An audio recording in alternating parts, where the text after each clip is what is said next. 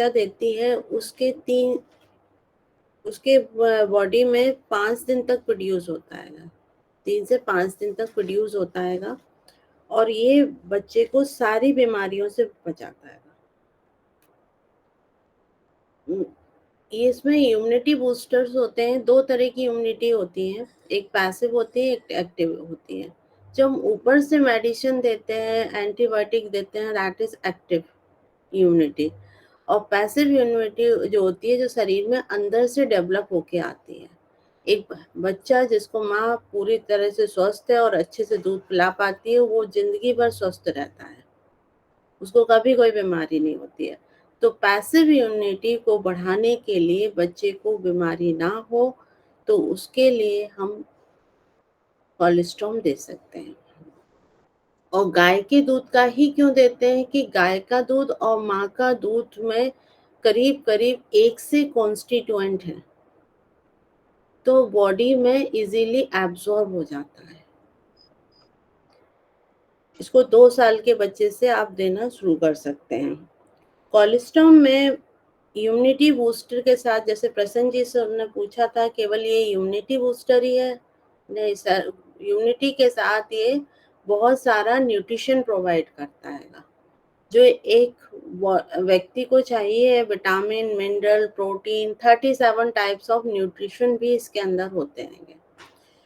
Cholesterol में main nutrition factor है जो कि एनर्जी प्रोवाइड करता है। विटामिन, मिनरल्स, विटामिन ए बहुत अच्छी क्वांटिटी में होता है इसमें, ई बहुत अच्छी क्वांटिटी में होता है, के होता है, B12 होता है इसमें, जो बहुत अच्छी क्वांटिटी में पाया जाता है। विटामिन सी बहुत अच्छी क्वांटिटी में पाया जाता है। मिनरल्स में इसमें मैग्नीशियम बहुत अच्छी क्वांटिटी में है, कैल्शियम, जिंक बहुत अच्छी क्वांटिटी में पाया जाता है। इसमें बहुत सारे अमीनो एसिड्स होते हैं और फैटी एसिड्स होते हैं, HDL होते हैं। इसके साथ साथ इसमें ह्यूमन फैक्टर होता है। ह्यूमन फैक्टर में इसमें मेनली जो इम्यूनिटी के लिए लैक्टोफेरिन हैगा। लैक्टोफेरिन बॉडी का इम्यून सिस्टम को बढ़ाता हैगा। और इसमें IgA फैक्टर होता है एक, जैसे सर ने भी बताया था, IgA बहुत इम्पोर्टेंट फैक्टर होता है इम्यूनिटी के लिए। और ये हमारे स्लाइवा में, जो लोग खाते हैं कोलेस्ट्रॉल, तो उनके स्लाइवा में आ जाता है, तो उसको रेस्पिरेटरी इन्फेक्शन से भी बचा लेता है। जो रेस्पिरेटरी ट्रैक में इन्फेक्शन होता है, कई बच्चों को बहुत जल्दी सर्दी जुकाम होता है, बड़े लोगों को भी सर्दी जुकाम की प्रॉब्लम होती है, जल्दी जल्दी बीमार पड़ते हैं, तो वहाँ अगर आप देते हैं तो बहुत फायदा रहता है। ओलिगोसैकेराइड्स होता है, लैक्टो एल्ब्यूमिन होता है इसके अंदर, पॉलीसेकेराइड्स होता है। ये ह्यूमन फैक्टर है जो कि हमें बहुत सारी बीमारियों से बचाते हैं। फिर आता है ग्रोथ फैक्टर। कई बार बच्चों की हाइट नहीं बढ़ती है, उनकी हेल्थ अच्छी नहीं होती, इम्प्रूव नहीं होती है, तो हमारे पास इसमें ग्रोथ फैक्टर PDGF है, EGF है। इसको मैं डिटेल में नहीं बता सकती अभी, बहुत टाइम लग जाएगा। तो ये बच्चों की ओवरऑल ग्रोथ के लिए रिस्पॉन्सिबल होते हैं। कई बार होता है मस्कुलर मास नहीं बढ़ता है, एक बच्चा है, उसकी हाइट नहीं बढ़ रही है, हेल्थ नहीं बढ़ रही है, मसल्स नहीं है उसकी बॉडी में। और कई लोग, जो लोग एक्सरसाइज करते हैं, जिमिंग करते हैं, वो अपने मसल मास के लिए करते हैं, और मसल मास आप इससे बहुत अच्छे से बढ़ा सकते हो, क्योंकि इसमें ग्रोथ फैक्टर्स होते हैं। ऐसा ग्रोथ हार्मोन का सिक्रीशन अच्छा हो जाता है, जिससे कि बॉडी में मसल्स मास बढ़ जाता है, और भी हार्मोन्स के सिक्रीशन में ये हेल्पफुल रहता है। इसके साथ साथ ये जॉइंटिस से बचाता है, जॉइंटिस का प्रॉब्लम जो होता है उससे बचाता है। और डाइजेस्टिबिलिटी बढ़ाता है। डाइजेस्टिबिलिटी क्यों बढ़ाता है? क्योंकि गट की हेल्थ, जो इंटेस्टाइन है, उसकी सफाई अच्छी करता है। और उसमें जो जैसे राजेंद्र सर ने बताया था, बिलाई का एरिया, बिलाई क्या होती है, जो हम खाना खा रहे होते हैं, पचने के बाद उसको अवशोषित करने के लिए हमारी इंटेस्टाइन में बिलाई होती है। अब वो जितनी ज्यादा होंगी, बिलाई भी गंदगी नहीं होगी, अगर बिलाई साफ होगी और वो एब्जॉर्ब कर पा रही होगी, तो उतना ही पोषक तत्व आपको मिल सकता है। तो ये क्या करता है, बिलाई ये एरिया बढ़ाता है और उनकी सफाई भी करता है। तो इससे डाइजेस्टिबिलिटी बढ़ जाती है। जिन लोगों को खाना नहीं पचता है, प्रॉब्लम होती है, उनके लिए बहुत अच्छा है। हाइपोग्लाइसेमिया को भी प्रोटेक्ट करता है। कई बार लोग कहते हैं कि हमको डायबिटीज नहीं, हाइपोग्लाइसेमिया हो जाता है, अचानक शुगर डाउन होती है, तो वहाँ पे ये बहुत प्रिवेंट करता है। किसी भी तरह का इन्फेक्शन बॉडी के अंदर हो रहा है तो उससे ये बचाता है। बॉडी को रिपेयर करने में हेल्प करता है, न्यूट्रिशन का इनटेक बढ़ा देता है, ग्रोथ हार्मोन का बढ़ा देता है।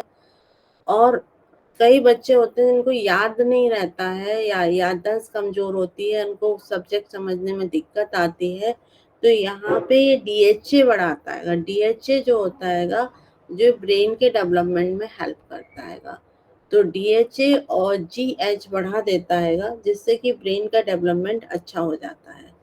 इसके साथ साथ ये स्किन की इलास्टिसिटी और मॉइस्चर को बढ़ा देता है।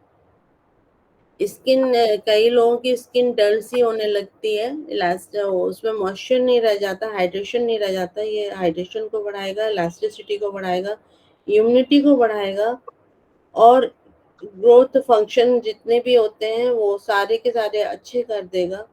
और जिन लोगों का न्यूट्रिशन सिस्टम बिल्कुल खत्म हो गया, जिनको खाना लगता नहीं है, उसमें बहुत हेल्प करेगा।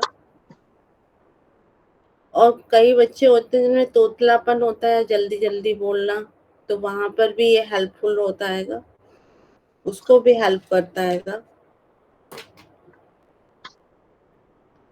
बच्चे जब बर्थ लेते हैं, तो जब बच्चा बर्थ लेता है तो उस समय उसको इम्यूनिटी की बहुत ज़रूरत होती है। क्यों ज़रूरत होती है? क्योंकि उस समय एक अलग एनवायरनमेंट में रह रहा होता है वो, उसके बॉडी में बहुत सारी गंदगी भी चली जाती है, तो उसको सफाई करने के लिए और इन्फेक्शन से बचाने के लिए, और नए एनवायरनमेंट में आ रहा है तो उसको बचाने के लिए उसे इम्यूनिटी बूस्टर की ज़रूरत होती है।